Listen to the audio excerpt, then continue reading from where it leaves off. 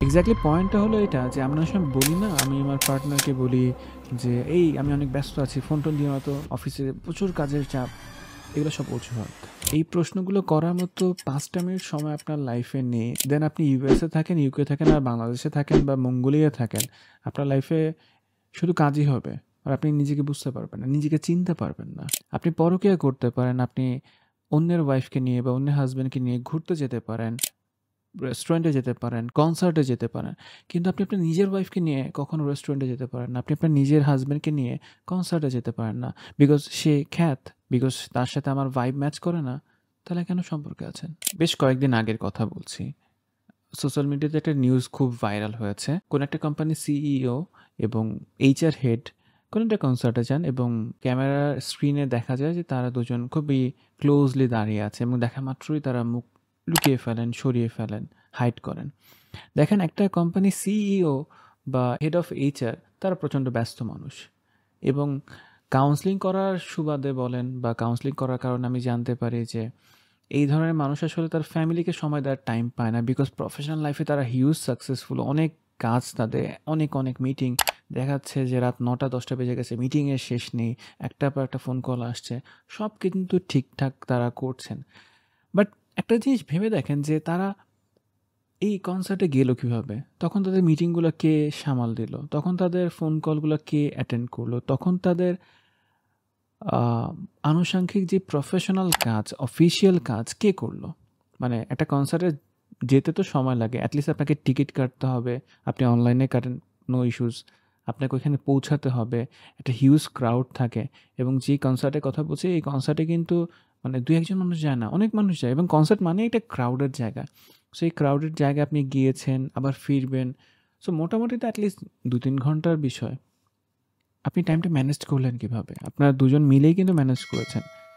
Exactly পয়েন্টটা হলো এটা যে আমরা অনেক সময় বলি না, আমি আমার পার্টনারকে বলি যে, "এই আমি অনেক ব্যস্ত আছি, ফোন-টোন দিও না তো, অফিসে প্রচুর কাজের চাপ।" এগুলো সব অজুহাত। লিটারালি এগুলো হচ্ছে অজুহাত যে আপনার হাতে টাইম নেই। আপনার আসলে প্রায়োরিটি নাই। আপনি আপনার ওয়াইফকে সময় দিবেন। আপনার প্রায়োরিটি নাই আপনি আপনার হাসব্যান্ডকে সময় দিবেন। আপনার ওই প্রায়োরিটি নাই আপনি আপনার বাবা-মাকে সময় দিবেন। আপনার প্রায়োরিটি অন্য কিছুতে আছে। সেটা হতে পারে আপনি কাজে ব্যস্ত, হতে পারে আপনি পরকীয়ায় ব্যস্ত, হতে পারে আপনি ড্রাগসে ব্যস্ত, হতে পারে আপনি ফোন কলে ব্যস্ত, হতে পারে আপনি স্ক্রল করায় ব্যস্ত। আপনার ব্যস্ততা বা আপনার প্রায়োরিটি লিস্টে আপনার ফ্যামিলি মেম্বার্স কেউ নেই। আর তো এজন্য আপনি কোনো ফ্যামিলি প্রোগ্রাম অ্যাটেন্ড করেন না, করতে চান না, বিকজ আপনার ভালো লাগে না। আপনার প্রায়োরিটি লিস্টে নেই। আপনি হয়তো কোনো স্পেশাল অকেশন মনে রাখতে পারেন না, বিকজ ওই প্রায়োরিটি লিস্টে মানুষটাই তো নেই। তার স্পেশাল অকেশন আমি কী কারণে মনে রাখবো? এগেইন আমি যখন দেশের বাইরে কোনো ক্লায়েন্টের সাথে ভার্চুয়ালি সেশনে বসি, তখন যেই বিষয়টা আমি শুনি, প্রায় সময় প্রায় ক্লায়েন্ট এই কথা বলেন যে, "ভাইয়া এখানের লাইফ সো ফাস্ট। আপনি বুঝতে পারবেন না যে এখানে ঝড়ের বেগে সবাই দৌড়াচ্ছে, আলোর গতিতে দৌড়াচ্ছে। এখানে বসে থাকার মতো বা একটু নিজেকে সময় দেওয়ার মতো সময় নেই।" আমি সবগুলো কথা শুনি কিন্তু আমি আসলে তখন পাল্টা কোয়েশ্চেনটা করি না। বিকজ ক্লায়েন্ট একটা নিজস্ব ফ্লোতে কথা বলছেন, তার ফ্লোটা আমি নষ্ট করতে চাই না। এই কোয়েশ্চেনটা আমি পরে কোনো এক সময় করি ক্লায়েন্টকে যে, "আপনার এই ব্যস্ততার পেছনে কারণটা কি? আপনি ইউএসএ আছেন, আপনি ইউকেতে আছেন, আপনি কানাডায় আছেন, আপনি অস্ট্রেলিয়ায় আছেন, আপনি সব ফার্স্ট ওয়ার্ল্ড কান্ট্রিতে আছেন। আপনি হিউজ ব্যস্ত। আপনার এই ব্যস্ততার পেছনে কারণটা কি? আপনি ইউএসএতে গিয়েছেন বা ইউকেতে গিয়েছেন।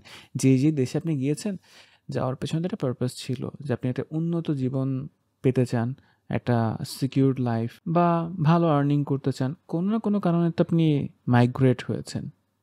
তাহলে আপনার ব্যস্ততার পেছনে কারণ কি? ভালো থাকা।